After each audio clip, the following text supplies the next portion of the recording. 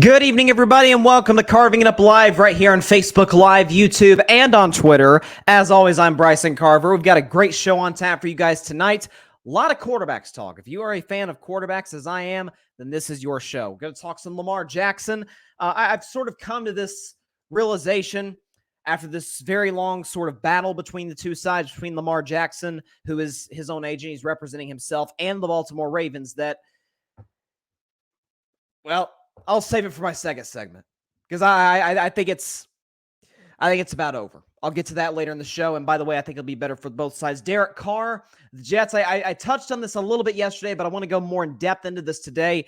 Derek Carr was reportedly, according to ESPN, told by the Jets, "Hey, you could be a future first ballot Hall of Famer should you come to New York." Not necessarily going to hit on that point individually, but why I think Derek Carr to the Jets makes absolute perfect sense. I'll get to that, as well as the Lakers dismantling my Golden State Warriors last night.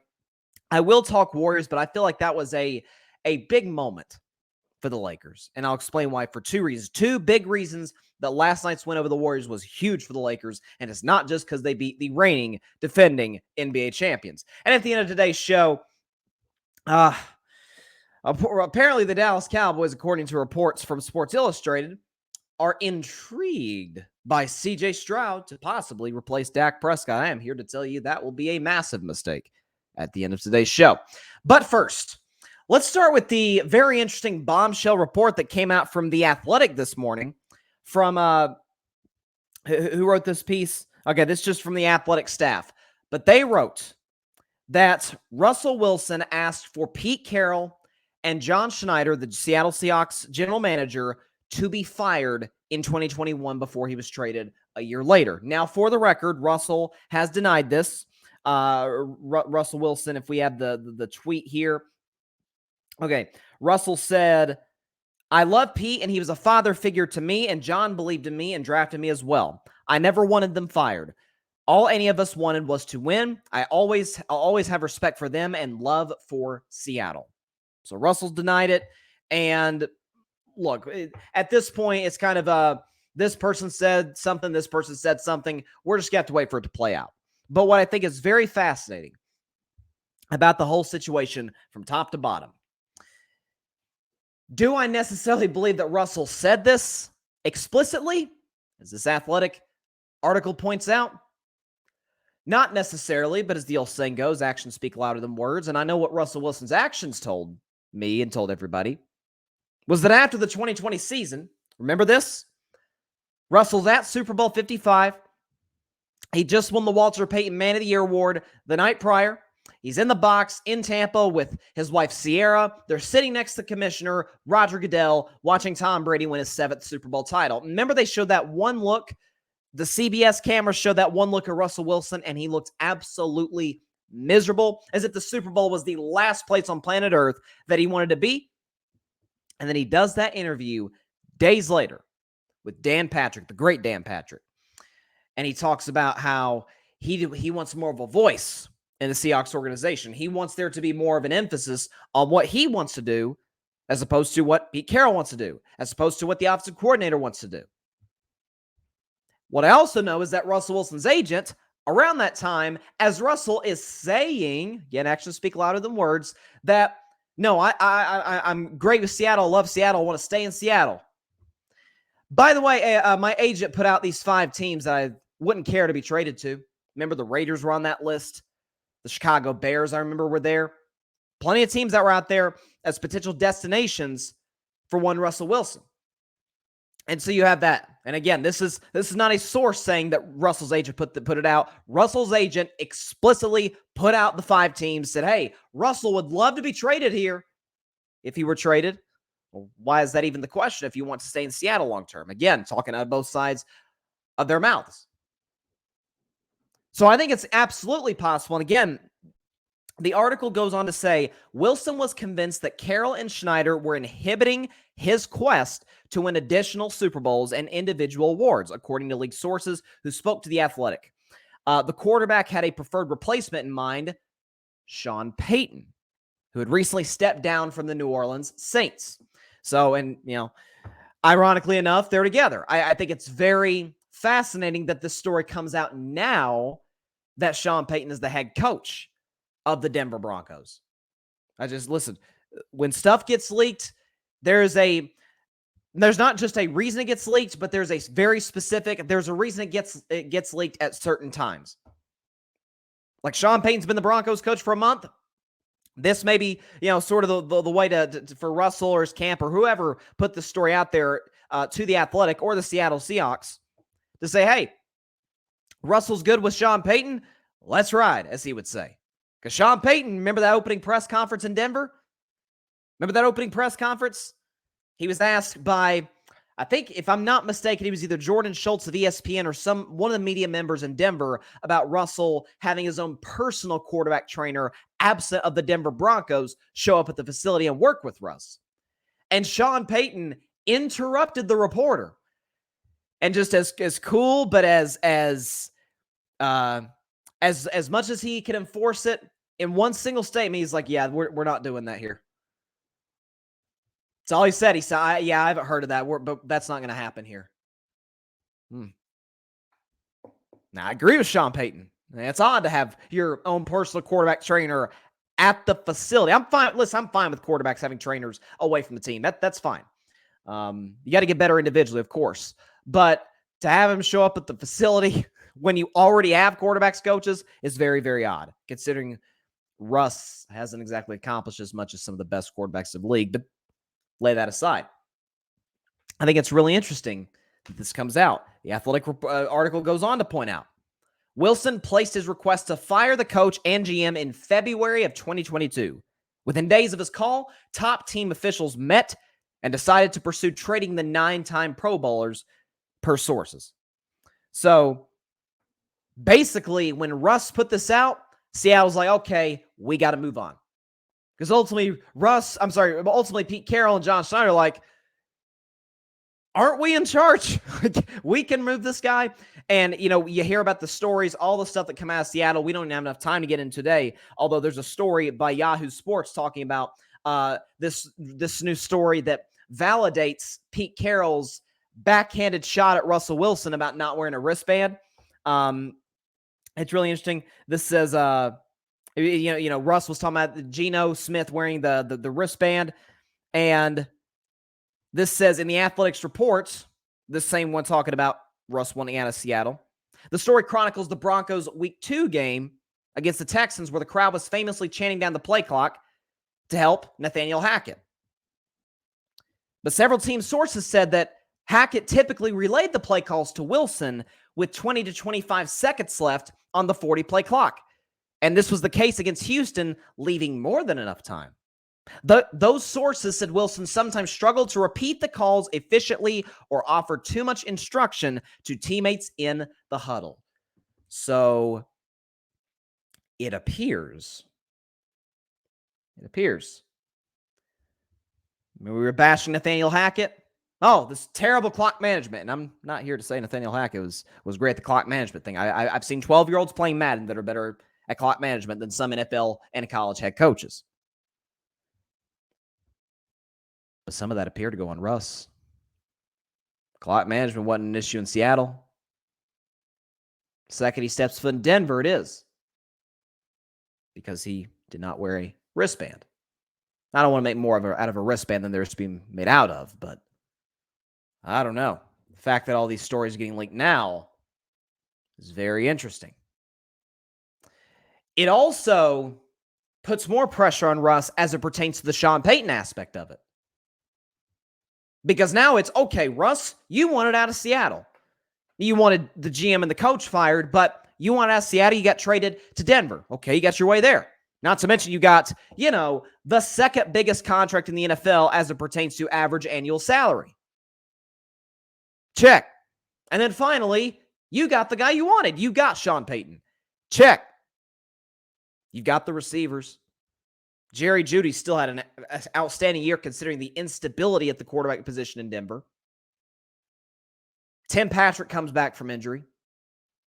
You still have a good offensive line coming back healthier than before. The defense is still top notch. What you going to do? Pressure's on you, Russ.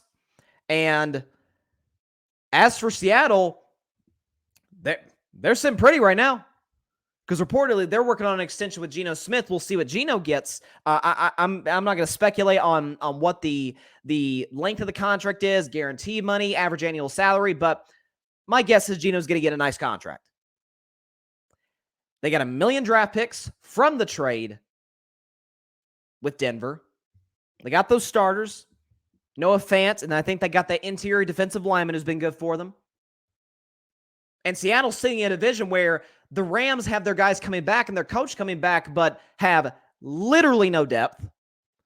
The Cardinals are a train wreck, and I don't know.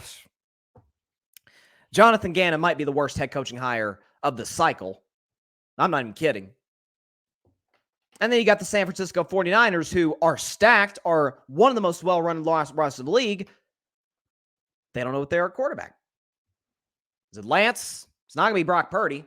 He's out with the UCL injury. And by the way, I read yesterday that his arm is they can't do the surgery because it's dealing with some inflammation. So who knows what his status is? Is Jimmy Garoppolo back? Do they make a move for a quarterback? Do they draft a quarterback? They have instability at the most important position. Seattle, they're back on the come-up. They've got, I don't want to say franchise guy. I love Geno. I need to see him do it another year to deem him a franchise guy. But they've 100% got their quarterback. They very easily, with one of their top 10 picks, they could draft a quarterback in the top 10, develop him behind Geno Smith. They've got a really good receiving core, an unbelievably improved offensive line from their last year with Russ. And that defense under Pete Carroll is back. They got to sure up stopping the run, but outside of that, you're feeling really good about yourself if you're the Seattle Seahawks. Meanwhile, Russ, all eyes are on him. There's no pressure on Sean Payton. Well, what's the pressure on Sean Payton? He resurrected Drew Brees' career. We thought Drew Brees was done. I mean, that injury is the very reason that Nick Saban is coaching at Alabama. Nick Saban wanted Drew Brees. Miami Dolphins doctors famously didn't clear him. And Saban's like, okay, if I can't get a franchise quarterback, I'm just going to go back to college. And he's done okay, to say the very least. And the Dolphins haven't found a franchise quarterback since. Drew Brees goes to the Saints. Again, injured shoulder. He gets Sean Payton. They win a Super Bowl, multiple playoff appearances. Brees breaks all these records. And by the way, Sean Payton, and this doesn't get brought up enough, had 4 quarterbacks he had to use in 2021, his last year with the Saints. Drew Brees not being one of them. This was the year after he retired. He finished with a winning record and came that close to getting in the playoffs. There's no pressure on Sean Payton. You're telling me there's pressure on the guys on the roster? That there's guys, Patrick Surtain, we know what he is as a DB. Jerry Jeudy's been successful with all kinds of quarterbacks. Tim Patrick, again, I like him on the outside. Offensive line's played well when they're healthy. What you going to do? Russell's minimum now, the third best quarterback in the AFC West. I think there's a solid, obviously there's a massive gap between him and Patrick Mahomes and a very, very big gap between him and Justin Herbert. But who the heck knows what the Raiders are going to do now that Derek Carr is gone? I mean, what Jarrett Stidham, maybe they make a move for Aaron Rodgers. Again, I'd take Aaron over Russell, but not by much these days, given I think Russell's going to be better and I think Aaron's declining. But I'm telling you, this story came out for a reason, and it just goes to show you all the more, wow, what does Seattle deal with for those, whatever it was, 9 years, 10 years, the Russell Wilson was a Seahawk. Listen, he had me fooled on and off the field. That man had me fooled. If I'd have known this, definitely would not have picked the Denver Broncos to be my Super Bowl champion before this past season started. Not going to make that mistake again. Don't even worry about that. Not making that mistake again. Patrick Brown is in the comments. What's up, Patrick? For Russ to have his own personal office away from teammates was mind-boggling. Never in all my years of football have I heard of an elite quarterback having that much power. Yeah, and I remember the first time I heard about it, Patrick, I was listening to ESPN radio. I was in my car, I was driving, and I heard it on ESPN. And they had, I think it was it Anthony Munoz they had on the show, the great Bengals tackle? And they were telling him about it. about this office, and Anthony Munoz interrupted them, like mumbling under his breath, like, "This guy's in office." Like he was like as shocked as everybody else was, and that's why I was like, "He has an office." Tom Brady didn't have an office in New England. Mahomes doesn't have an office in Kansas City. Like it's wild. It's wild what's gone on in Denver and what went on in Seattle. I mean, my goodness. I always, anytime Russ got criticism for how he carried himself and whatnot, I was always one to refute that and say, no, it's just because he committed blah, blah, blah. No. No, it appears, as we've learned from former teammates, through multiple reports, through Pete Carroll, albeit indirectly, and through some of the stuff in Denver, yeah, he's more interested in being a celebrity than he is a franchise quarterback. And that is a big problem for the Denver Broncos when they're paying him, $50 million a year. They're stuck. They're in a bad place, but at least they got Sean Payton. Yeah, listen, at least they've got one of the best coaches in the NFL to shore that up, but we'll see. Patrick says the lasting meme of 2022. Melvin Gordon looking at Russ. We won't have to hear Broncos country. Let's ride. He better not utter those words ever again. Well, I can promise you, Patrick, if they get on a little 2-3 game winning streak next year, if they're able to pull that off, Let's Ride's coming back out. Whether we like it or not, Let's Ride is going to make its return. I'll tell you, though, what better not make its return is Mr. Unlimited. We better not hear that again, Russell. I can't deal with these cringy, those Subway videos, bruh. Whew. Okay, so away from Russ, because that is, man, it is. I mean, it's like a freaking soap opera with this guy. Like reason I talk about it so much is because I was one of the biggest Russell Wilson fans out there. He was in that group. I always say Dak, Carr, and Lamar. That rhymes. Are the three quarterbacks that I feel like are the most over-criticized guys that are so much better than people give them credit for. I used to put Russ in that group. No longer. There's not a GM in football, all 32, even the bad ones, with like Lamar, Dak, and Carr over one Russell Wilson. It's like I said, man, he had me fooled on and off the field for multiple reasons. Okay, moving on to Lamar Jackson. It's a good segue there.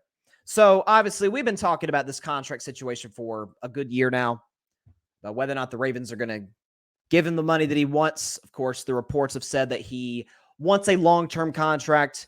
Not only that, obviously you understand why he wants that, but apparently he wants a fully guaranteed deal, which the only one of those in the entire NFL, and if I'm not mistaken, correct me if I'm wrong, but in NFL history, is that of Deshaun Watson with the Cleveland Browns. And not only does Lamar want that, but he wants in excess of that. Now I've been one, you guys know, I've multiple times went to bat for Lamar Jackson in terms of him wanting the money that he's asking for. My point is, look, the price for a quarterback is just going to keep going up. I said the same thing on my show for a year and a half about Dak Prescott. Like, Dallas, either move on or commit long-term. And if you're going to commit long-term, do it as soon as you can, because Dak's just going to get more and more expensive as time goes on. And you see now, everybody freaked out about Dak Prescott's contract. Yeah, by May or June, Dak will be like the, 13th highest paid quarterback? The market goes up quickly. And so if you're the Ravens, I'm starting to wonder if they were going to pay Lamar Jackson, wouldn't they have done it already? I think they've moved on. And I'm not so sure Lamar Jackson hasn't moved on. And to be honest, I think a divorce is needed for both sides. For the Ravens, listen, they've always been a well-run organization. Bisciotti's a great owner. Harbaugh, you guys, I want to know what I think about Harbaugh. I think he's a great coach. I think he's got to be better in some of these late game situations. The Ravens blew a ton of double-digit leads last year with and without Lamar. Like they've got to fix that. But I think John Harbaugh is a fantastic head coach. They've got a phenomenal defense. Mark Andrews on offense, good offensive line. Like it's a really good playoff caliber football team, even in the loaded AFC. It feels they're going to have to bite the bullet a little bit. Where they're one of the few franchises that could move on from a franchise quarterback in Lamar Jackson. and they can recover in 3 years or so. Recover to being a Super Bowl contender? No. But get back to being a playoff team? Sure. As for Lamar Jackson, in terms of fit, I still think Baltimore's his best bet. But I get him wanting to get his money. First of all, who doesn't want to get their money? But especially Lamar, the way he plays the game. Because of the fact that he's gotten injured. He's ended the last 2 seasons on the sideline. He's looking at this situation saying, like, if I don't cash in, if I don't get this big contract now, will I ever get it? Will the leg injuries come back to bite him later on that he suffered? The physical style play at the quarterback position. Lamar's saying, listen, I got to cash in now. He almost has the mentality of a running back. I've always said, I mean, you guys know I hate the franchise tag. With running backs, though, anytime a running back holds out, I'm like, I'm on his side. I don't care if he's a bum, I'm on his side. Because running backs get one contract. Because the shelf life of a running back, I always say in carving it up, it's the one position in the NFL that is unprotected. You can hit a running back however you want. You can do whatever you want to a running back on the field with basically no repercussions as it pertains to penalties. Every other position, even kickers and punters, different story. So Lamar, I think because of the way he plays the game, has a little bit of that type of mentality. And the Ravens understand, hey, if we give Lamar this type of contract, will we be able to put the team around him to win a championship? Because defensively they have. Now offensively, that's a different story. Their best players like J.K. Dobbins who's one of the more underrated backs in the NFL, doesn't get enough credit for how good he is. He's on a rookie contract. Some of those receivers are on rookie contracts. And so could they bring in a guy like DeAndre Hopkins? Maybe. If they pay Lamar, I'm not sure. With Lamar making a fully guaranteed contract, would they be able to bring in DeAndre Hopkins? Not to mention they've paid Roquan Smith after they traded for him from the Chicago Bears. So I think this is a situation where for both sides, I think splitting up makes sense. There's a lot of teams out there. Atlanta people floated out there. I think Carolina would be a great fit for Lamar Jackson. There's some teams out there that make a ton of sense that can pay Lamar, that can put him in the best position to succeed. Again, people act like he's a running quarterback exclusively. He's not. If you look at his numbers in terms of passing for the pocket, he's one of the best guys in the league. Now, he's so dynamic because of what he can do with his legs, but as time goes on, his mobility is going to wane. We've seen that with all the great quarterbacks. That's why, Michael Vick, for example, he was mobile at the end of his career, but he was not going to break off a 50-yard run like he did in his days in Atlanta and even at times in Philadelphia. That's what I think we're going to see with Lamar Jackson. But Lamar's, I don't think he's quite as good of a thrower as Michael Vick, but certainly good enough to win you games, win you playoff games, put you in position to win a championship. I think the Ravens waited too late. And I think they're smart enough of a franchise in the front office to know if he was our guy, we probably should have paid him earlier. Now it's almost too late. And now for Lamar, I think he's viewing it from the lens of what I'm asking for.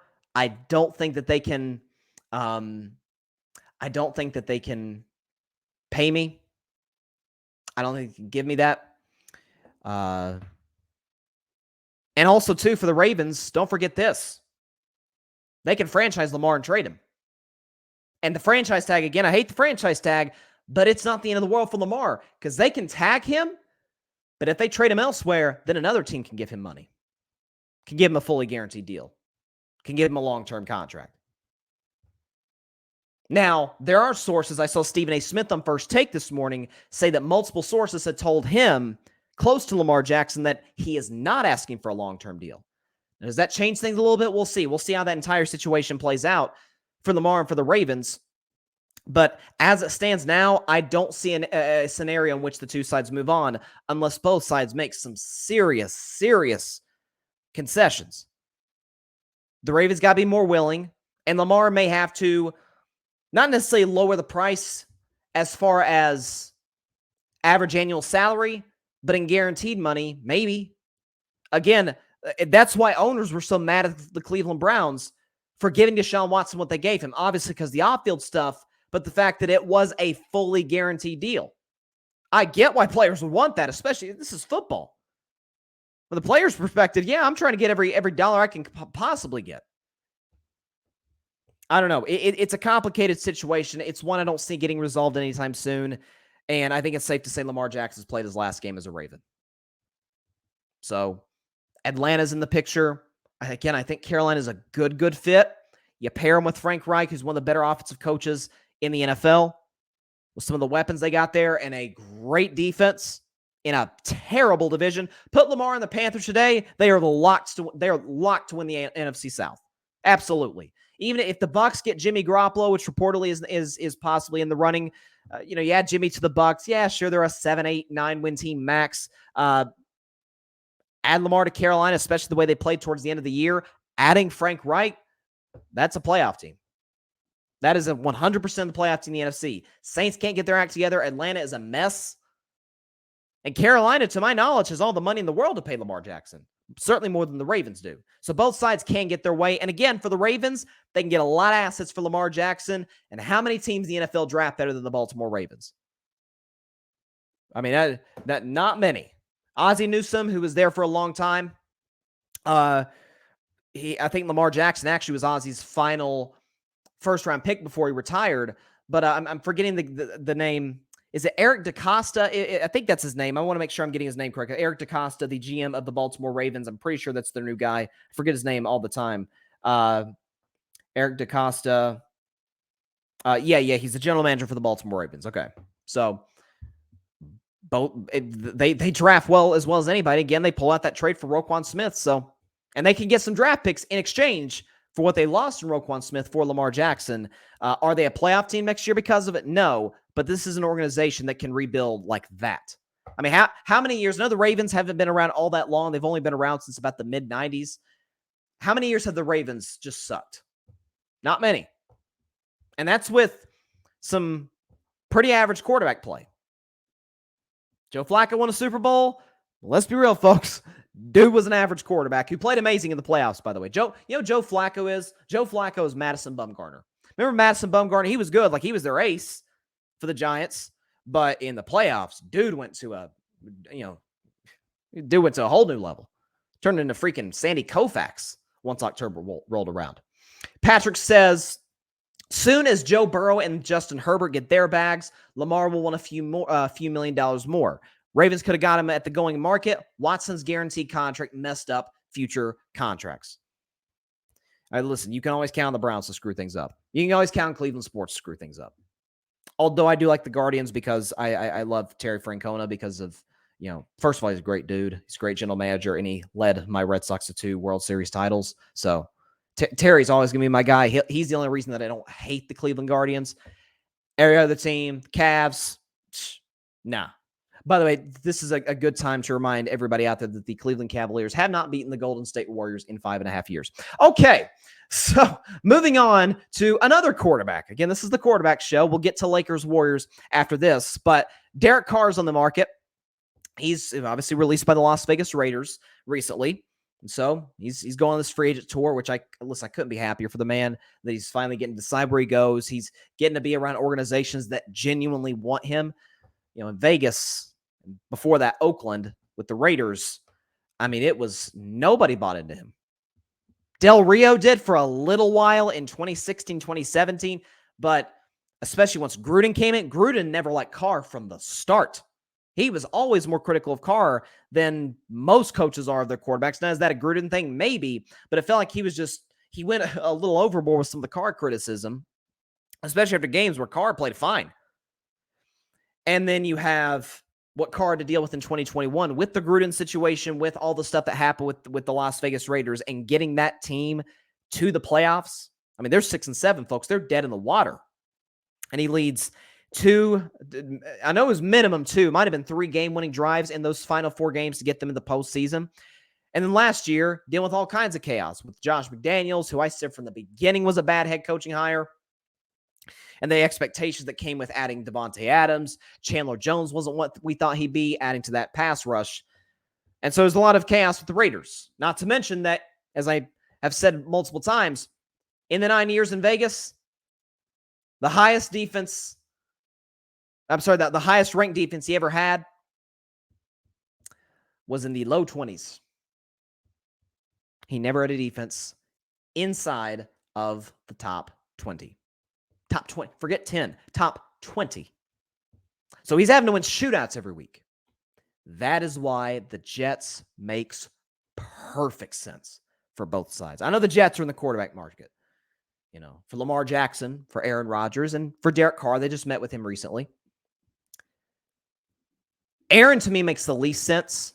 As I talked about yesterday's show, I let off talking about Aaron Rodgers, ending his darkness retreat. But the Jets situation, I don't think makes any sense if they add Aaron Rodgers. He's an aging quarterback. He makes his contracts at the wazoo. You're not sure about his commitment. And most importantly, in my view, you're giving up a ton of assets because the Packers are going to ask for a lot, as they should.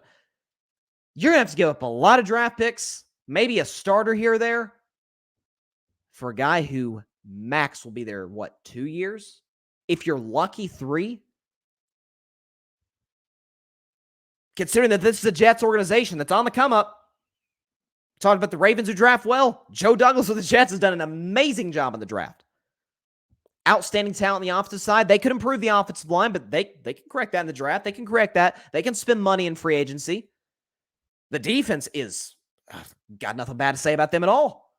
The Williams brothers, Sauce Gardner, they're stacked on the defensive side of the ball. Robert Saleh is doing an amazing job as the head coach, focusing on his specialty, which is defense. The only reason Lamar doesn't make sense is because I think the injury thing is a little bit concerning, and you'll have to give Lamar more than Aaron Rodgers and give up assets. Now, the bright side is Lamar would obviously be there longer than Aaron Rodgers because he's in his 20s. Mid-20s, if I'm not mistaken. But there's still a lot of question marks there. Carr makes the most sense because, A, if nothing else, you don't have to give up anything. A lot of money, but in terms of assets, you don't have to give up anything to get Derek Carr.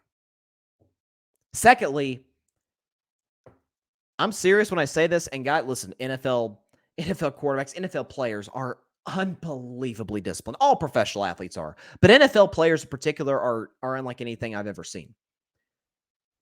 Derek Carr is one of the most driven, focused, determined guys, certainly at the quarterback position, that there are. That's the reason that he got so emotional. Remember when he started to get teary-eyed after that Vegas Raiders loss? I think it was to the Indianapolis Colts. And he was talking about, man, it sucks when you put everything you have into this and you just keep getting the same result every week. And that felt as Derek Carr's way to say, man, I'm watching film, I'm working out, I'm practicing, I'm working with the guys in the offseason, after practice, and y'all sorry behinds are not bought in. He's looking for an organization that is. The Jets, as of late, seem to be that.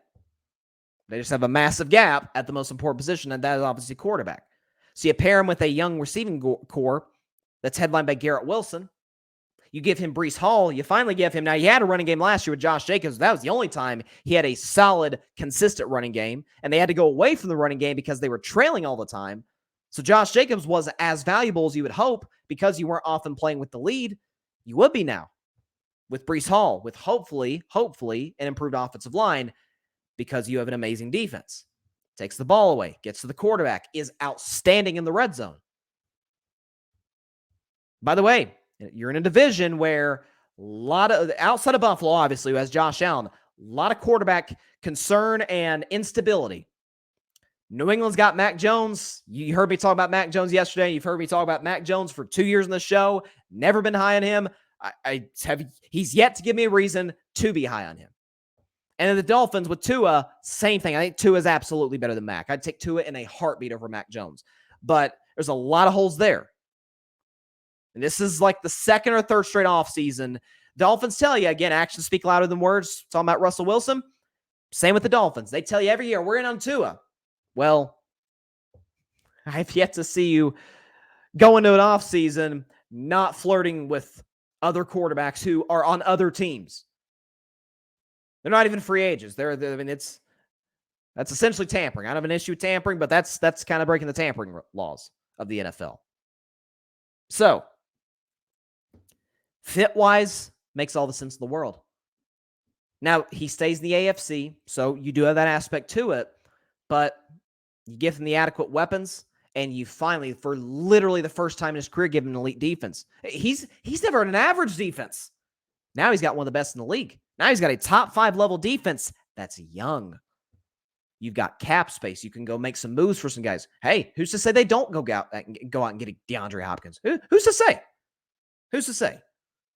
So, I'm telling you, if I'm the Jets, I am zeroed in on Derek Carr.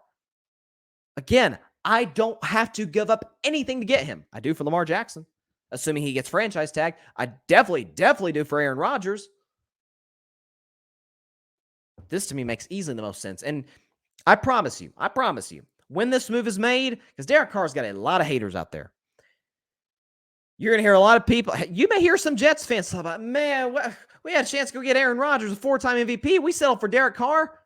I'm telling you, Jets fans, I know 2 of them. Alfred, shout out to Alfred. And John, shout out to John.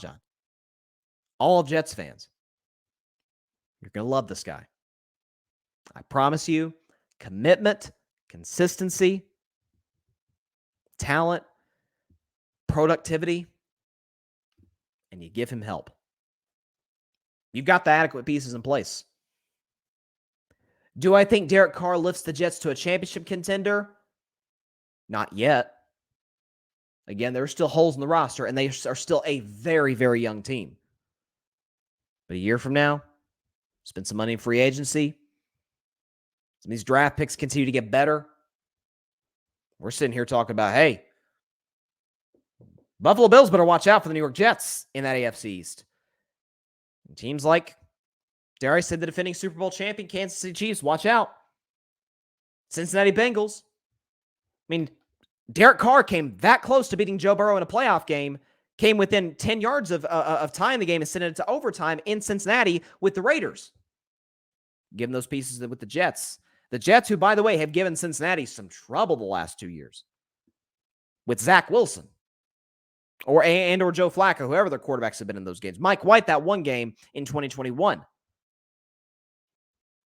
I'm sorry. I think this is so obvious that I'm surprised that people are even making a big deal about this. Now, I did see, listen, I'm all about recruiting. You go to whatever links you need to bring a guy to your franchise.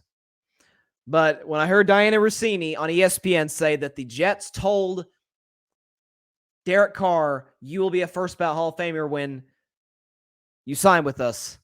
Like, it's a bit much. That's pushing a little bit. I love Derek Carr. I think he has a chance. He's not now, definitely not now, but a chance to be a Hall of Famer. First ballot, that's reserved for the all-time guys. Like, guys that I 100% see today as future first ballot Hall of Famers. Obviously, Brady, who just retired. Aaron Rodgers going to be a first ballot Hall of Famer. Patrick Mahomes today is a first ballot Hall of Famer. Given his resume, I said, last week, I think he's the 4th greatest quarterback of all time. That's about where the list ends. I see Josh Allen have a first ballot Hall of Fame type career, but it's still too early to say that now. It's going to be interesting. Patrick says Derek Carr to the Jets makes more sense than Aaron Rodgers. They'll at least have a proven leader who galvanized the locker room. Plus, he's good with the media as well. He's great with the media. And you got to be. In New York, it's a cutthroat media, just like it is in Boston, just like it is in Los Angeles. So, and just like it is in Philadelphia, it's not easy. So, but he's a guy plenty equipped to do that. Hey, he's somebody who's, as you said, Patrick, that's something else. I didn't mention that. The leadership, off the charts. You need no more evidence than the 2021 season when the Raiders dealt with all the crap. And he steadied the ship, calm, cool, collected, and got the job done, got that team to the playoffs, which they had no business in. The fact that they beat the Chargers that last game, now some of that was Brandon Staley, helping the Raiders out a little bit, giving a little stimulus package. But we got to give Carr some credit as well. I remember that game. He played excellent against Justin Herbert. Really, I don't want to say outdueled Justin Herbert because Herbert converted, if you remember, all those 4th downs, but went toe-to-toe with one of the, dare we say, the 5 or 6, 7 best guys in the league. I think Derek Carr's a top 10 quarterback. Absolutely. Moving on to the NBA, only NBA topic of the day. The stretch run, not the second half. It drives me crazy. I hear people saying that. I'm like, how is 23 half of 58? Okay, 58 games average, more or less, have been played by all the teams. You got 23 games, 24 games to go in the NBA season, regular season, that is, before the play-in tournament and then the playoffs. But you had multiple games last night. That Grizzlies-Sixers game was highly entertaining. Embiid had that might be the block of the year thus far. The Embiid block on Ja Morant. That was freakish. And, of course, the Grizzlies, as my man Grady, he's not in the comments today, but as he would say about the Grizzlies, he'd say what Tom Petty said. They're free falling. They're coming down. They just continue to come down, and I love to see it. You have to love to see it. They had 3 shots at the end of the game to tie with the 3. And clanked him. Clanked him. I think it was Desmond Bane who shot the first 2. And then Jaren Jackson, the corner, shot a desperation 3. Oh, I love it. A Memphis loss is a happy day for me. But the nightcap, at least on national television on TNT last night, was the Golden State Warriors, the defending NBA champions, in case you forgot, and the Los Angeles Lakers, who dismantled them pretty much start to finish, especially in the second half and the third quarter, which typically is the Warriors' quarter. But it's tough when you don't have Steph Curry and Andrew Wiggins, to me, 2 of their top 3 best players. And the Lakers won the game by a final score of 124-111. Now, I'll get to Golden State in just a second because I got a few takeaways. They are my team after all. But for the Lakers, there's 2 major takeaways from this game that I thought are very, very important. So they're sitting there, obviously, as I'm pretty sure they're still the 13 seed, but obviously they're climbing. The West is so jammed right now. The gap between, for context, the gap between the 6 seed and the 13 seed in the East is 8.5 games. 8 games between the Orlando Magic and the New York Knicks. In the Western Conference, the gap between the 6 seed and the 13 seed is 3.5 games. That's how tight it is right now in the Western Conference. It's the Wild Wild West for a reason. But the Lakers still sitting there as the 13 seed. However, they're only a game and a half back of the play-in tournament. Here's what I thought watching that game last night. I don't watch a ton of Lakers games. I certainly do when they're on national TV. And if they're playing like a star player like Giannis or something, or Luke, I got to tune in. And certainly I watched since they were playing my Warriors. Number 1, credit to Rob Pelinka. He's in the executive of the year discussion. And I never, ever thought I'd be saying that. But the moves that the Lakers have made, now it's 1 game. It is 1 game. Well, really 2 games if you think about that one against the Pelicans before the All-Star break. In terms of fit, this works, picture perfect with what you want to surround LeBron James with. Malik Beasley, who had a big night.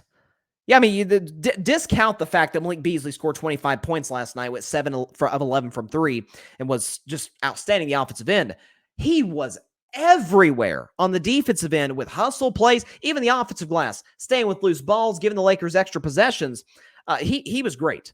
I liked what I saw from Jarrett Vanderbilt, who I was hoping my Warriors would find a way to require from the Minnesota Timberwolves. They weren't able to do that. D'Angelo Russell went out in the game early, but LeBron James and Anthony Davis, ladies and gentlemen, they scored a combined 25 points. From the field, LeBron was bad from the field. He was 5 for 20, 2 for 6 from 3. AD took 5 shots last night. And the Lakers won by double digits. Now, I'll be over a banged-up Warriors team.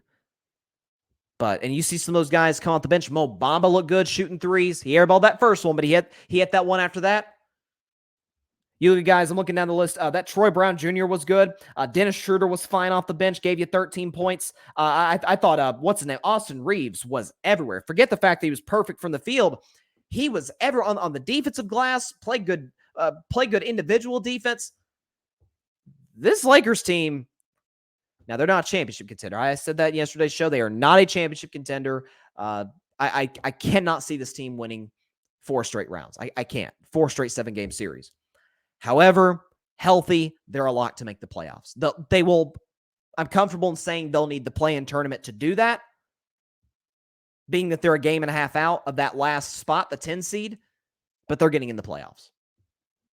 Because up until this point, up until these trades, it was LeBron, in year 20, by the way, be Superman, and maybe we'll have a chance. And we're going to surround you with some pretty horrible shooters, namely Russell Westbrook and Patrick Beverley. Now, he's got shooters galore. He's got wing defenders galore. If Anthony Davis goes to the bench, no harm, no foul. You bring in Mo Bamba, who's a great rim protector. So hats off. And I said the day after Rob Pelinka made these trades, great job. Good for Rob Pelinka. I mean, he's got a lot of flack for around the league, particularly from Lakers fans, but even from those outside of Laker Nation like myself, who's just bashing Rob Pelinka for the moves he made in the offseason, or really the last 2 off seasons. He hit it out of the park at the trade deadline. And again, D'Angelo Russell didn't play but a few minutes the first quarter before he rolled his ankle and had to leave. Now, he's a streaky shooter. He's that one guy in the trade that I'm a little skeptical about. But LeBron was 5 for 20. LeBron did not play well last night. Anthony Davis took 5 shots. 5 shots, and they won by double digits. And the game was never in question in the second half. We see teams all the time beat up, going on the road, big national TV game, and they steal it. This was a good win for the Lakers. The second reason, and this sort of connects with what I was saying about some of the trades that were made, but it is what it is. Where are all y'all Westbrook fans at? Where y'all at? All you people, and he's making his debut tonight with the Clippers, by the way. And I wish him the very best. Again, I keep telling you guys, I like Russ as a person. Matter of fact, I love Russ as a person. I think he's an amazing human being, good father, good husband, amazing philanthropist. I've got not a single bad word to say about Russell Westbrook off the court. He is a model citizen, is a great example for what NBA players should strive to be off the court. No question. On the court, his game drives me crazy, and forget what I think. Watch the impact it has on winning. It's never had impact on winning. They're 2-0 with LeBron James and Anthony Davis in the lineup without Westbrook with these new pieces. It's 2-game sample size. There's a long way to go. But this is a team that they're trying to catch, Golden State. By the way, the Lakers' schedule is very interesting. They play only Western Conference opponents in the next 6 games. All of them are above the Lakers in the standings. The Mavericks, the Grizzlies, the Thunder, the Timberwolves, the Warriors, and the Grizzlies again. So they've got an amazing opportunity in front of them to catch some teams, to hold some teams back. So that's my 2 takeaways from Los Angeles. Westbrook, the ultimate addition by subtraction guy in the NBA, as is being evidenced yet again. Everywhere he leaves, instantly gets better, as we are seeing once again with the Los Angeles Lakers. I know I sound like a broken record, but I've been saying this for years. And it's once again showing itself again. And as for the moves they made, as for, again, just nothing but depth. Long guys who can shoot threes, who can defend 3 out of the 5 positions on the floor.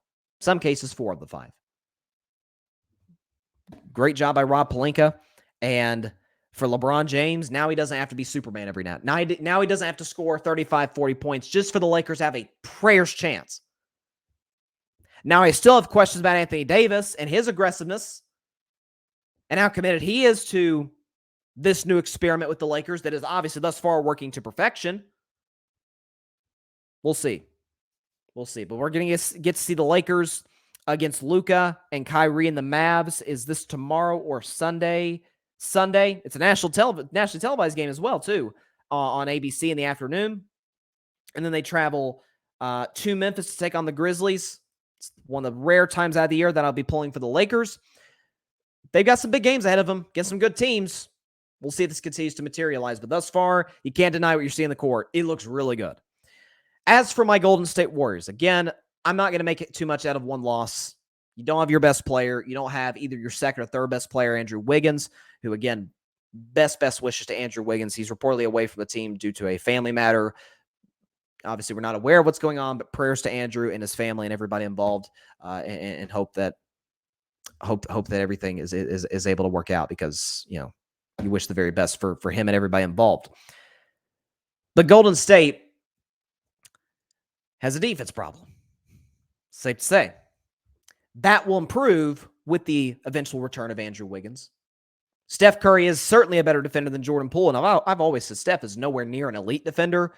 He's a very good defender for his size, for his position. You look at the most small guards in the NBA that are scorers, like Steph's in the upper echelon. Does that make him a great defender? Absolutely not. I'm going at Steph before I'm going at Wiggins and Draymond and Clay. And definitely before I'm going to Looney. By the way, can I say this about Kevon Looney? His activity on the boards is inspiring. It is truly, Flight says, look at Curry, man, so inspirational. I'm going to coin, look at Looney, man, so inspirational on the boards. The activity, staying with the offensive rebounds. And he's 6'9", and he's not that long either. He's not a guy who's 7'2", just grabbing rebounds off guys' heads, off missed shots. He's having to work for these. And not to mention, Kevon Looney has not missed a game since the 2020 through 21 season. He hasn't missed a game in 2 years. So he's Iron Man, and his production is undeniable on the court. And so Steph's going to be back in about a week. He's going to be reevaluated. Should be back week and a half for the Warriors. Just survive by then if you're Golden State. You've got the Rockets tonight. They'll beat Houston. You've got the Timberwolves. See if you can come away with that one. You got Portland. You beaten them once earlier this season without Steph. So all these variables come into play for different reasons, obviously. I'm not worried at all whatsoever about Golden State. Well, what reason do I have to? I'm seeing some of these media pundits referencing the punch from training camp. So I have to hear about this again. Okay. Are Draymond and Poole still working through their issues? Yes, because I heard Draymond say this a month ago on Stephen A. Smith's podcast. But do I think something that happened in September is still impacting the team today? I'm sorry, this team has won too much over the last 8 years. They've already been through another Draymond incident in 2018. Remember when he got in Kevin Durant's face on the sideline, end of the game against Clippers, tie game, not going to describe the situation. Point is, KD didn't get him the ball. He should have gotten the ball. Draymond didn't pass the ball. He fumbled. They didn't get a shot off. And they ended up losing the game to the Clippers. And in the locker room after the game, Draymond was just all over Kevin Durant, calling him the B word multiple times. We don't need you. We won without you. Leave was his exact quote to Kevin Durant. Yeah, they made the finals that year, and most people agree they would have won if they were healthy. I say, without KD, they'd have won the finals if Clay was healthy. I don't think it's going to be a problem. Golden State doesn't have to worry about the Clippers. They don't have to worry about the Grizzlies. They don't have to worry about the Kings. Suns, Nuggets, different story. Like those to me are the teams for Golden State. Like, okay, those are going to be battles. You're going to a tough situation, tough 7-game series with those two teams. Everybody else, I think Golden State beats them all in 6. I'm not even kidding. Once Steph gets back, they'll shore up the defense. The games will get bigger, especially come mid to late March. They'll get on a roll, go into the playoffs. Will they have to be in the play-in tournament? We'll see. If they need the play-in tournament, they need the play-in tournament. But they'll get in. And I'm still very comfortable in saying they will get to the NBA Finals. I'm still holding to it. Y'all think I'm crazy? That's fine. But I did say we win the championship last year, and there were some down moments last year, particularly in March. But 3 months later, who was holding the trophy? Real quick, let's get some comments here. Interesting question by Grady Edwards. What's up, Grady, by the way? If the Lakers started with this roster opening day, could they have won the West? That's an interesting question. I'll tell you this, Grady, it hinged on one man, and that's Anthony Davis, because I know what I'm getting from LeBron James. Nights like last night where he shoots 25% for the field, those are obviously very uncommon. Your role players are role players. Shaquille O'Neal always refers to role players as the others. You got to get the others involved. The others have got to make a big contribution in order for you to win at the highest level. But fit, consistency, yeah. Yeah, this feels like a team that might have been a top 4 seed in the West and absolutely a threat to win the Western Conference. It would have came down to Anthony Davis. But I will say, though, the Lakers, I keep saying, I think they're going to get in the playoffs. I'm very confident in saying that. And you don't want to face LA. If you're the Grizzlies, who really struggled against the Lakers this season, if you're the Nuggets even, you don't want that to be a first-round matchup. Just like the worst case scenario is if you're a high seed and Golden State is your first-round matchup. Like, you got to be kidding me. We've won all of these games, and we have to start with Steph Curry and the defending champs.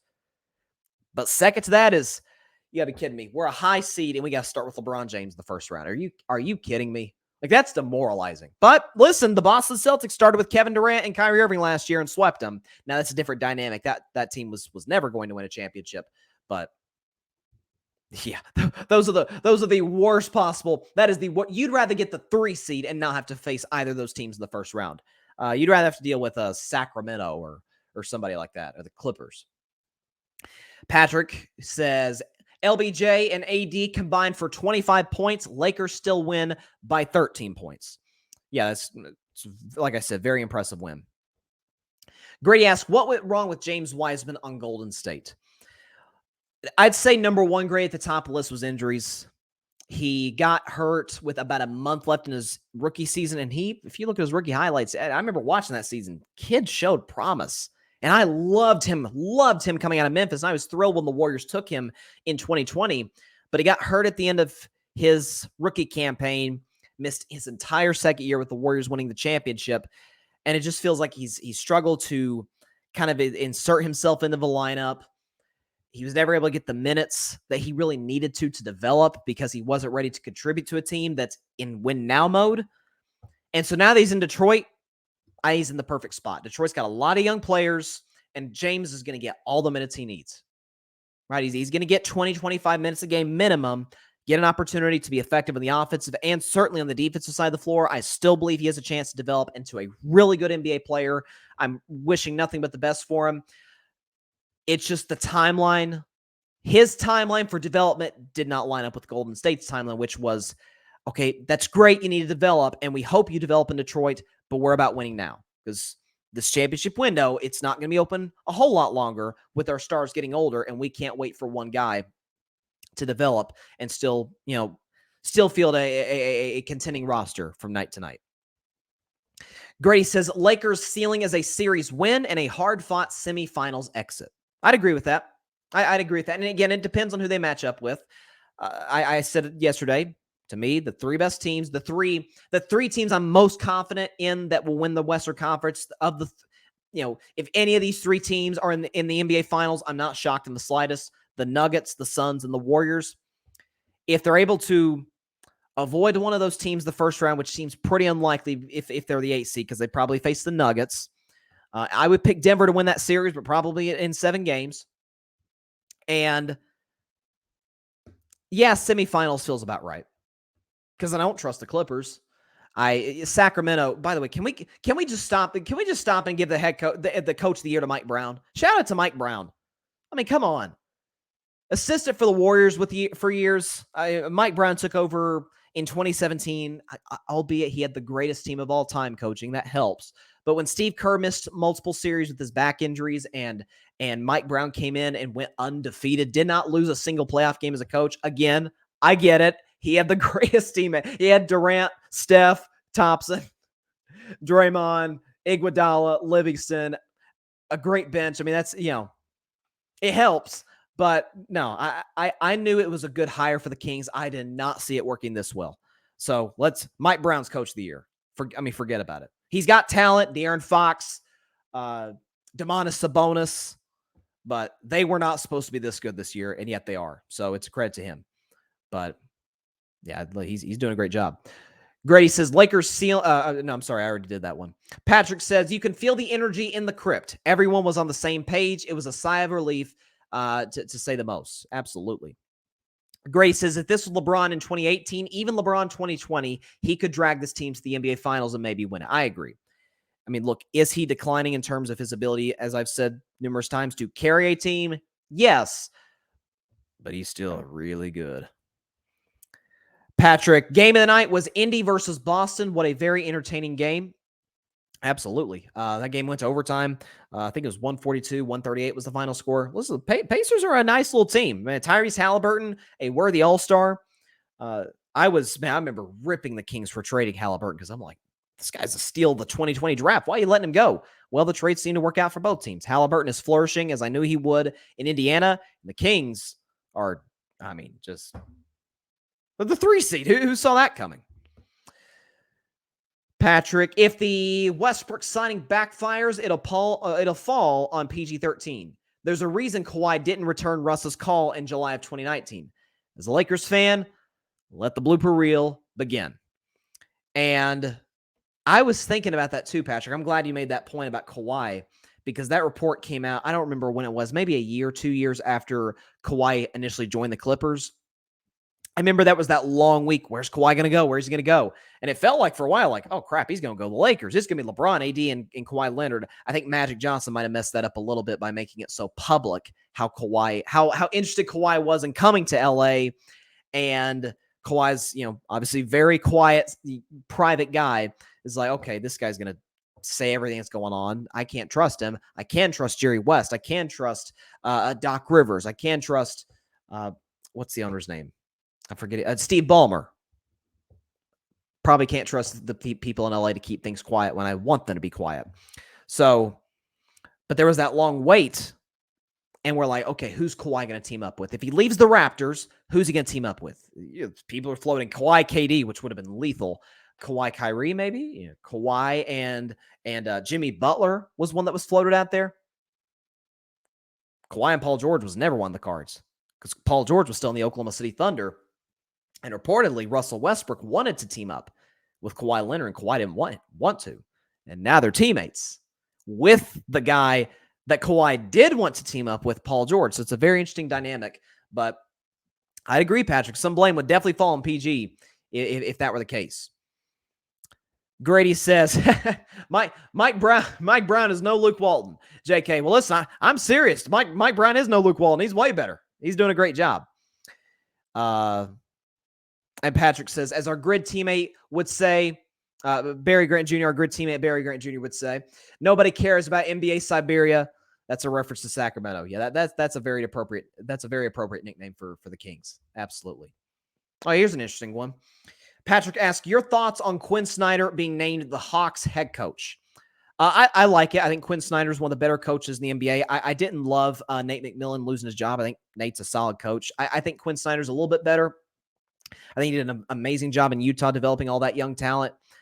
I think Utah had a ceiling when he was there in terms of what they had. They had Donovan Mitchell, but they also had Rudy Gobert. And they also had some holes in their roster that the front office just wasn't able to fill. Some of that is, look, free agents Salt Lake City's beautiful, but free agents aren't coming to Salt Lake City before they're going to LA or Boston or Miami or Golden State or Dallas or these teams. So that played into it as well. Atlanta's a big market.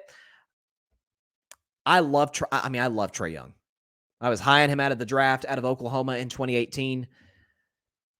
But this falls on him. The stuff that's gone on with the Hawks, all the turmoil and the chaos, it's on the star.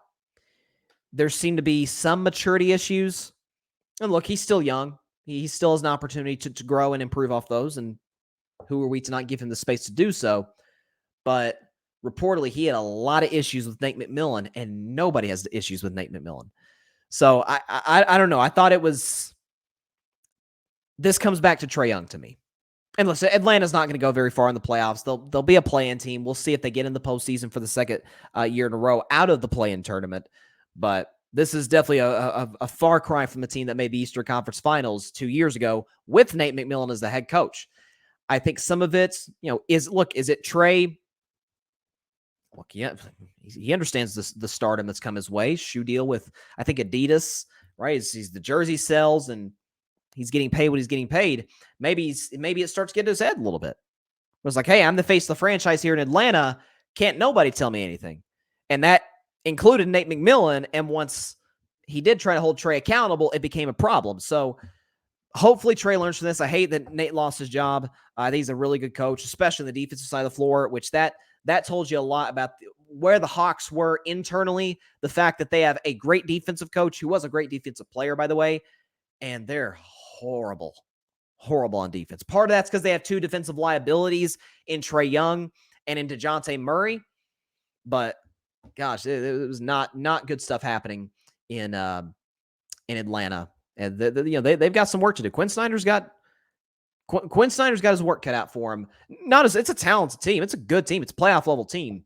But as far as fixing some of the stuff that's going on in the inside, because I think there's more going on than what we're being led to. Grady, I'd love it if the Knicks traded for Trae Young.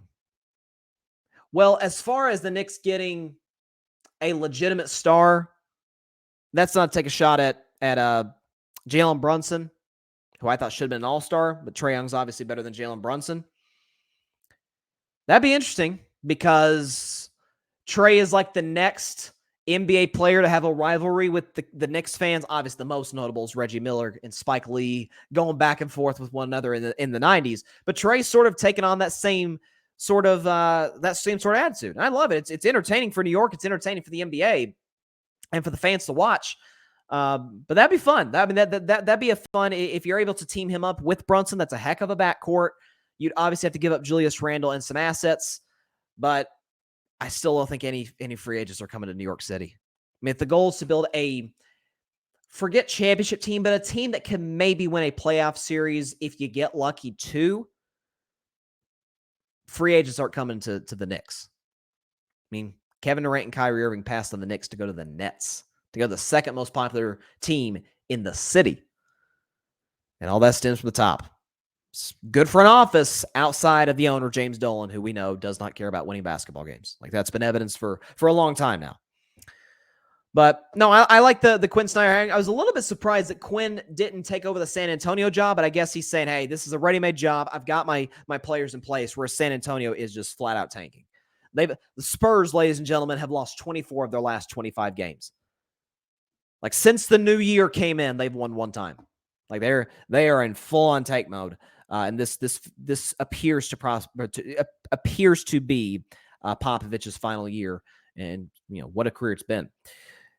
If nothing else, the all-time leader in wins by a coach in NBA history with 5 championships. So, yeah, hats off to the Spurs' legendary coach. And safe to say, they're a well-run franchise.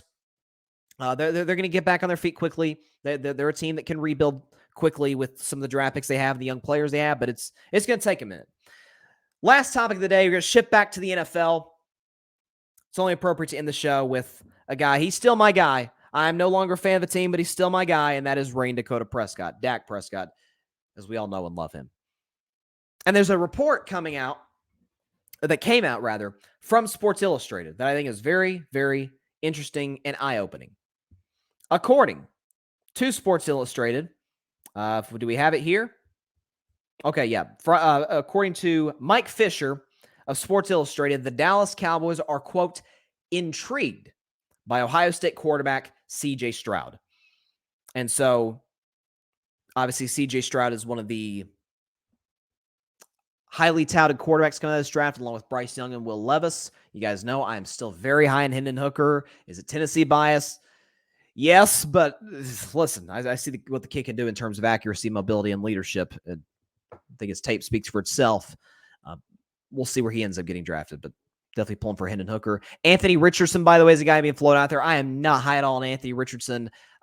Inaccuracy is a problem. The kid is a crazy athlete. And I guess the hope, he's more of a project with high upside, where a team drafts him and they're thinking, hey, he could be the next Josh Allen. Because Josh Allen, when he was drafted, holy cow, the kid's athletic. He's got a big arm.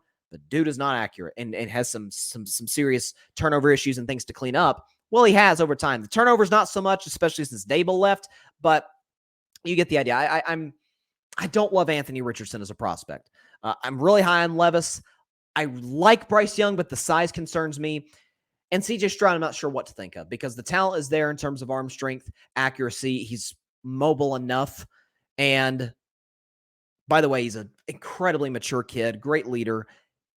The only thing that concerns me, and this is not fair to C.J. Stroud at all, but the only thing that concerns me, he's an Ohio State quarterback. And how many Ohio State quarterbacks have panned out in the NFL? Justin Fields has done fine, but he's running for his life, and I'm not so sure about him as an elite thrower from the pocket at this point. Certainly, CJ's got him beat easily in that group. Cowboys would be making a big mistake if they make this move. I'll tell you why. I have said since their season came to an end against the 49ers in the divisional round, and Dak Prescott played easily the worst playoff game of his career. It's the one out of 6 playoff games that Dak has played, the first out of those 6 where Dak was not only the biggest reason they lost, he absolutely did not play well enough for them to win the game. Like, there were plays that he made a year ago against the 49ers. Obviously, in the 2 playoff wins, he was great against the Seahawks, and he was on another planet against the Buccaneers. He played great against the Packers in 2016 in that playoff loss to Aaron Rodgers. He played, I thought, very well. He barely had the ball in his hands because the Rams won the time and possession battle. Played very well against the Rams in 2018. But this Niners game was, and I said as a Dak fan, unacceptable on his part. That being said, if you're going to move on from Dak Prescott, and obviously you would have to trade him, you better make very well sure you got your replacement. Because the Cowboys, almost in the same sense, almost to a lesser degree, are similar to the Green Bay Packers. Remember, the Packers for 3 decades have had 2 guys as their franchise quarterback, that being Brett Favre and Aaron Rodgers, who have a combined 7 league MVPs. They've done pretty well in the quarterback department. Dallas has no MVPs between Romo and Dak in a smaller sample size. But Romo, very productive, clear franchise guy, would get you to the playoffs, won a couple of playoff games. Dak has won a couple of playoff games, has gotten there numerous times, and puts up just as good as numbers, if not better than Tony Romo. Guys like that aren't easy to come by. Are they top 5? No, they're not top 5. Romo was never a top 5 guy. Dak's not a top 5 guy. But finding franchise quarterbacks is not easy. Again, I'm not high on Kirk Cousins. How's Washington done since they let him go? Kirk's better than what they've got. You want Carson Wentz, you want Kirk Cousins. Do you want Taylor? And I like Taylor Heineke, but you want Taylor Heineke, you want Kirk Cousins. Kirk gets you to the playoffs. Kirk puts up big-time numbers. Now, do you trust him in the playoffs? Not a chance. But he at least gets you there. Alex Smith was there, but he was more of a game manager than Kirk Cousins was. So for Dallas, now you say, well, they unload Dak's contract, they trade him, they get rid of all that money, they buy into CJ Stroud as their true franchise quarterback. Here's the problem with that. Jerry Jones is the problem. That's not anything new, but when people are talking about, because Dak got this big fat contract, now they can't put the adequate pieces around him, to which I say, Rams are paying Stafford a ton of money and put the adequate pieces around him. So Dallas can do the same.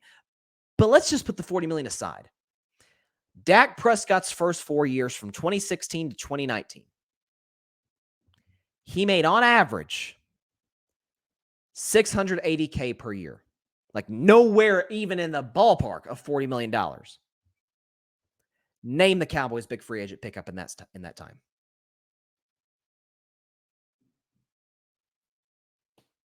There's not one. I mean, the one notable free agent pickup that comes to mind in that stretch is probably Randall Cobb, who was very productive in Dak's 4th year in 2019. Their biggest acquisition as a whole, trades, free agency, draft, was Amari Cooper, who was on his rookie deal at the time. They paid Zach Martin, they paid Tyron Smith, but that was about all they paid. Zeke was on a rookie deal. Some of the other receivers, I remember Terrence Williams at the time, Cole Beasley were on rookie contracts. Most of the defensive guys were on rookie contracts. Dallas had plenty of cap space, and they did not spend a penny on a big-name free agent. Who's to say they're going to do so now with CJ Stroud? Heck, they barely did with Romo. Barely. I mean, there's not that many notable free agent pickups they have when Tony was there. There's none with Dak there. You're telling me there's going to be the case with CJ Stroud? I think CJ has a chance to be really good with Dallas. Mike McCarthy is a better coach to me than people give him credit for. Now he's going to be calling plays, which to me is absolutely an upgrade over Kellen Moore. You're going to have And okay, certainly an improved receiving core, you'd hope. Obviously, CeeDee Lamb, we know what he is. There's no questions about him. You get an upgrade tight end with Ferguson over Schultz, who's going to leave in free agency. Ferguson's a much better fit with Dallas than Dalton Schultz is. We'll see how the running back situation is, but Tony Pollard probably comes back minimum on the franchise tag, if not on a long-term deal. And you've got, obviously, a tremendous defense led by Micah Parsons and certainly Trayvon Diggs. The offensive line played well the second half of the season, that stretch run. Got pieces. Dallas will be a good. Dallas is a playoff team, unquestionably. I don't think they beat Philly for the division. I think Philly is the best team in the NFC today. And they're about to extend Jalen Hurts. CJ Stroud, Dallas could probably get to the playoffs. Certainly, you'd be more confident in the CJ Stroud than you would be a Cooper Rush. But would it put Dallas any closer? Would they have the adequate time to develop CJ Stroud before they had to pay CeeDee Lamb, Trayvon Diggs, Micah Parsons? Remember, the kid, the left tackle they drafted last year, it was really good for them, Tyler Smith. If he keeps doing what he's doing, they're going to have to pay him. They may have to pay Tony Pollard. And all of a sudden, you can't add more pieces. So I'm just telling you right now, if the Dallas Cowboys want to hitch their wagon to CJ Stroud, which is not a negative on Stroud, it's a negative on the Cowboys, you go right ahead. But Dak Prescott has been, minimum, steady, and max, really good. Gotten you the playoffs. Four out of his 6 healthy seasons. Has won you 2 playoff games. In 3 of his 4 playoff losses, has absolutely played well enough to win. I mean, you tell me, Cowboys, you check the Cowboys' offensive numbers with Dak and without Dak and get back to me on how important he is. If you want to move on, make sure you're upgrading. And we're not sure CJ Stroud's an upgrade. Like him as a prospect, but I don't know what he is. What's great about the draft, we're all guessing. There's certain guys that come around every once in a while where you're like, okay, they're going to be great in the NFL. Trevor Lawrence, for example, to me, this is my opinion, but when Trevor Lawrence came out in 2021, I was like, oh gosh, yeah, he's gonna crush it. Like certain other, Nick Bosa a few years ago, all the draft analysts, yeah, he's gonna be a superstar pass rusher, and he has been. Most prospects aren't. Even top 10 picks aren't. I'm just saying, be very careful if you're Dallas. What do they say? I think the great Colin Cowherd has a good saying, don't try to get happier than happy. Again, I don't think there's that many quarterbacks that can take the Cowboys to a Super Bowl. I think it's like Mahomes and Burrow, and that is it. Trevor Lawrence possibly. You tell me Josh Allen could get to the Super Bowl with the Cowboys? Y'all got pissed at Dak for the turnovers. Josh Allen turns the ball over just as much as Dak. Justin Herbert? Maybe. But the roster in Dallas is not as good, in my view, as the Chargers. Now, you'd absolutely have an upgrade at head coach from Staley to McCarthy. But I don't know. Kid hasn't won a playoff game yet. Derek Carr, I don't see him winning a Super Bowl with the Cowboys. CJ Stroud, like him, but we'll see. Let's see. Grady says, I remember Dallas almost drafted Johnny Manziel. I wish that would have happened. Yeah, that was one of the greatest non-draft picks in NFL history. For those of you who don't know the story, 2014, Cowboys have, what was it? It was a pick like right in the middle. Excuse me, right in the middle of the first round. They drafted Zach Martin as opposed to Johnny Manziel. And obviously Zach Martin's going to have a bust in Canton one day. He's probably still the best guard in the NFL. And Johnny Manziel was out of the league in 2 years. Obviously, he wasn't very good on the field, but off the field, it was a disaster. Patrick says, this is one of the many topics I'll discuss on my upcoming Cowboys season in review. I'll definitely be tuning into that. And y'all be tuning into that as well, the Chaotic Sports Podcast with Patrick Brown. Great, great stuff. Grady, someone like the Jets or Raiders are going to pay Cooper Rush and talk themselves into doing it. I guarantee it. No, Cooper's going to get himself a nice little contract. Like, I'd be stunned if Dallas brings him back because they'd have to give Cooper a little bit of money to be their backup quarterback. Yeah, the Jets could bring him in to back up a guy like Derek Carr, possibly. Again, I think Derek's the best fit with the Jets, as I talked about earlier.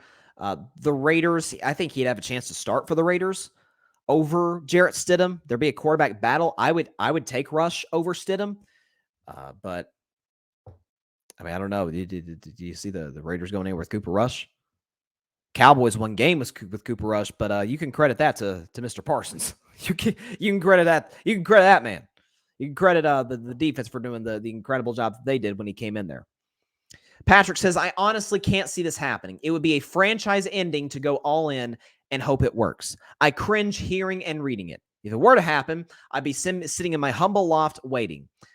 I'll be ready for all Cowboys fans to explain why CJ is just a rookie, yet will defend him more than Dak. I just want that same energy if CJ doesn't pan out. Just food for thought. And obviously, rooting like crazy for CJ Stroud to do well. If you know anything about this kid, I mean, so easy to root for.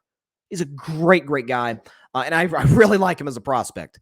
Make no mistake about it. It's the Ohio State thing that worries me because Ohio State quarterbacks tend to not do that well in the NFL. But listen, we know it works. Some of it is the star in the helmet. That's why I think Romo got criticized more than he should have. Dak has certainly gotten criticized more than he should have or should have. But yeah. Yeah, the Dak criticism, you guys know how I think about that. I think it's rubbish. Because my problem with the criticism is if you're expecting to be a top 5 guy, folks, you're not going to get that. Dak is not a top 5 level talent, so stop holding to the top 5 standard. Well, it makes $40 million. Yeah, which is 8th highest in the NFL. Isn't that about where he is? 8, 9, 10. 8, 9, 10th best quarterback in the NFL. His salary is about what he is.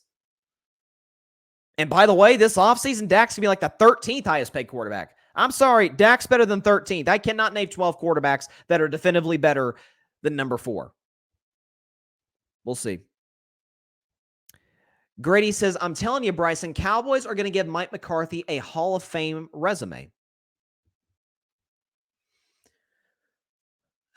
Well, I mean, obviously most of his success was in Green Bay with Aaron Rodgers, and he has a Super Bowl ring to show for it in 2010.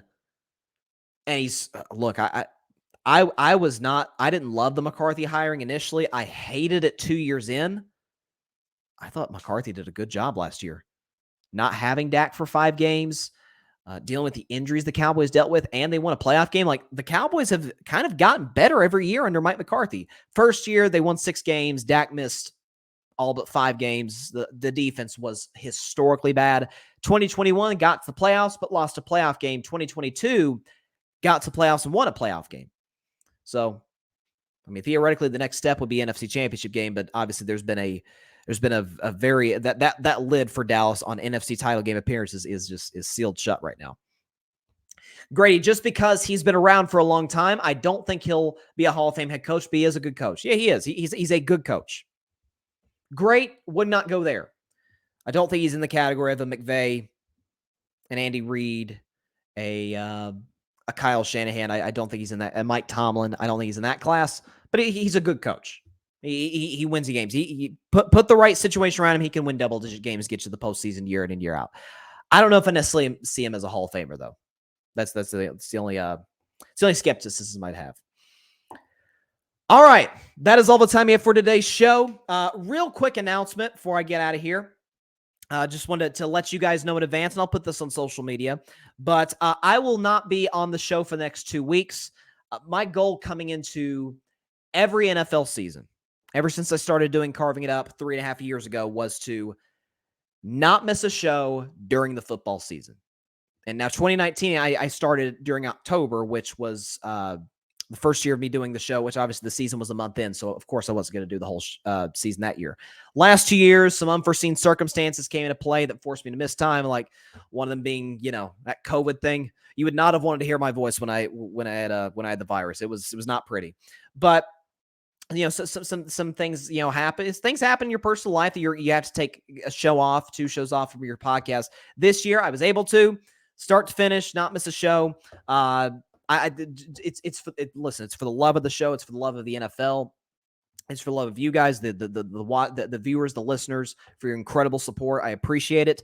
But yeah, I'm just these next 2 weeks gonna take a break. I'm still gonna be putting out content. Still gonna be putting some YouTube shorts out there, some YouTube clips, some stuff on Instagram, maybe even Twitter as well. So definitely be on the lookout for that. And but yeah, just taking a breather, exhaling a little bit. And I will come back on, let me make sure I'm getting this date right so I don't mislead you guys. I will be back on, yes, March 13th. March 13th. So that's right around NFL free agency. March Madness will be starting very soon at that point. So there'll be a ton of things happening in the world of sports. There'll be a ton of things happening in the next 2 weeks that going to be looking forward to talk about when I come back. But yeah, just exhale, take a breather, and come back strong and ready to go for the stretch run of the NBA season, for March Madness, for NFL free agency. And by the way, baseball starts soon. So there's going to be a lot to talk about. So not going to be on the show for the next few weeks, but look out for some content that I'll be putting out to fill in the time. But I'll be back live on Carving It Up at 6 p.m. Eastern, 3 p.m. Pacific time on Facebook Live, YouTube, Twitter on March 13th. That's when I'll be back.